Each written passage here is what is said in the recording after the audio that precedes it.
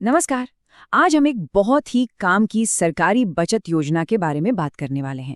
एक ऐसी योजना जो सुरक्षा और अच्छे रिटर्न दोनों का वादा करती है। जी हाँ, हम बात कर रहे हैं नेशनल सेविंग सर्टिफिकेट यानी एनएससी की। चलिए इसे जरा आसान भाषा में समझते हैं। तो आज हम क्या क्या जानने वाले हैं। सबसे पहले कि ये एनएससी आखिर है क्या, फिर देखेंगे कि इसमें कौन और कैसे पैसा लगा सकता है। उसके बाद सबसे जरूरी सवाल, इस पर रिटर्न कितना मिलता है, और हाँ, पैसे निकालने के नियम क्या हैं, और आखिर में इसके टैक्स और लोन से जुड़े क्या फायदे हैं। तो चलिए शुरू करते हैं पहले हिस्से से। एनएससी एक सुरक्षित बचत योजना।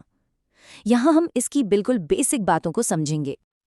आजकल देखिए महंगाई बढ़ती ही जा रही है ना, तो ऐसे में सबके मन में एक ही सवाल आता है कि भाई अपने पैसे को सुरक्षित रखते हुए उसे बढ़ाया कैसे जाए। तो इसी सवाल का एक बहुत अच्छा जवाब है नेशनल सेविंग सर्टिफिकेट। ये सरकार की गारंटी वाली एक फिक्स्ड इनकम स्कीम है और इसे खास तौर पे इसलिए बनाया गया है ताकि भारत में कम से औसत आय वाले लोगों में बचत की आदत को बढ़ावा मिल सके। तो आखिर एनएससी में ऐसा क्या खास है? देखिए, सबसे पहली और सबसे बड़ी बात है सरकारी गारंटी, मतलब पैसा एकदम सेफ। दूसरा, इसमें इंटरेस्ट रेट पूरे 5 साल के लिए फिक्स हो जाता है। बाजार ऊपर जाए नीचे जाए कोई टेंशन नहीं। और तो और सेक्शन 80C के तहत टैक्स में भी अच्छी खासी छूट मिल जाती है। कह सकते हैं कि ये फिक्स डिपॉजिट से एक कदम आगे है, बचत की आदत डालने का एक बहुत ही शानदार तरीका। ठीक है, फायदे तो समझ आ गए, लेकिन अब सवाल ये है कि इसमें निवेश कर कौन सकता है और कैसे। चलिए इसकी पूरी प्रक्रिया को जानते हैं। तो कौन कौन इसके लिए एलिजिबल है? कोई भी भारतीय नागरिक जो वयस्क है या कोई बच्चा जिसकी उम्र 10 साल से ज्यादा है, वो भी इसमें निवेश कर सकता है। इतना ही नहीं, 3 अडल्ट्स मिलकर एक जॉइंट अकाउंट भी खोल सकते हैं।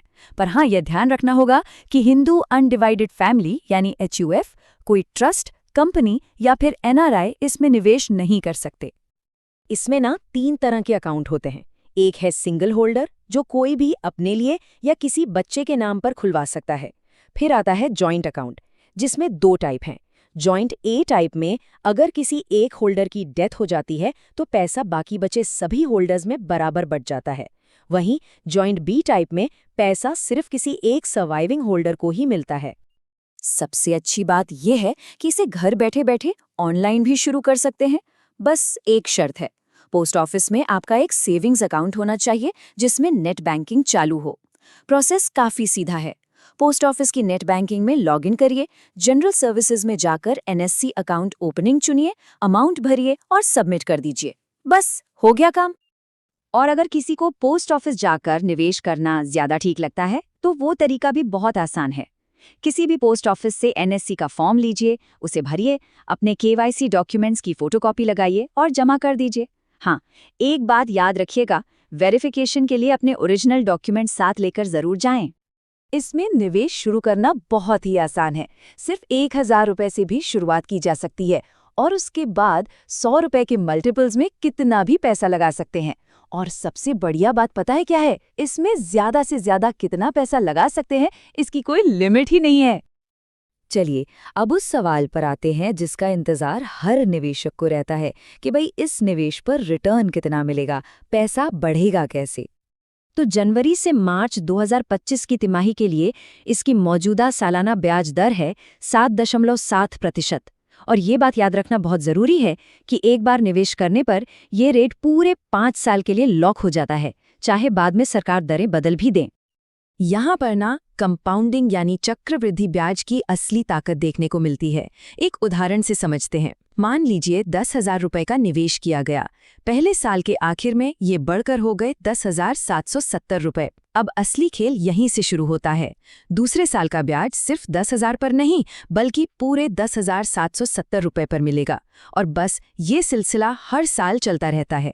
ब्याज पर ब्याज मिलता है और 5 साल खत्म होते होते वो 10,000 रुपए की रकम करीब 14,490 रुपए बन जाती है ना कमाल?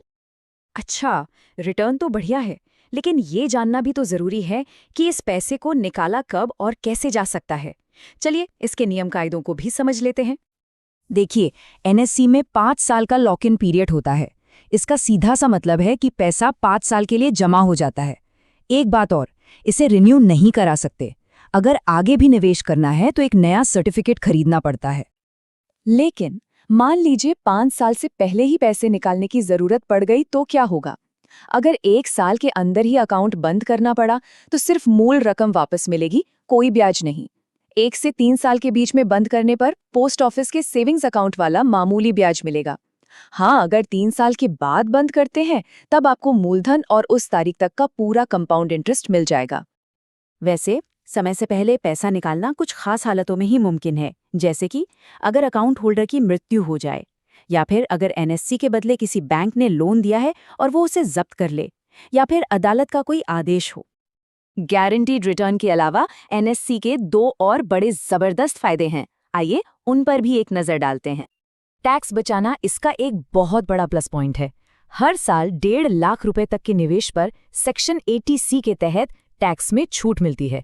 और एक मजेदार बात यह है कि पहले 4 सालों में जो ब्याज मिलता है उस पर भी टैक्स नहीं लगता, क्योंकि उसे दोबारा निवेश मान लिया जाता है। टैक्स सिर्फ 5वें यानी आखिरी साल में मिले ब्याज पर ही देना होता है। और अगर कभी अचानक पैसों की जरूरत पड़ जाए तो एनएससी तब भी काम आता है। इन सर्टिफिकेट्स को बैंक में गिरवी रखकर लोन लिया जा सकता है और अक्सर ये लोन पर्सनल लोन के मुकाबले कम ब्याज दर पर मिल जाता है। तो कुल मिलाकर देखें तो एनएससी सिर्फ एक निवेश का जरिया नहीं है। ये कहना बिल्कुल सही होगा कि एनएससी लोगों को साधारण बचत से निवेश की दुनिया में कदम रखने में मदद करता है, और ये एक ऐसी आदत है जो फाइनेंशियल ग्रोथ के लिए बहुत ज़रूरी है। तो आखिर में सवाल यही बचता है कि क्या नेशनल सेविंग सर्टिफिकेट एक निवेशक के सफर के लिए सही पहला कदम हो सकता है?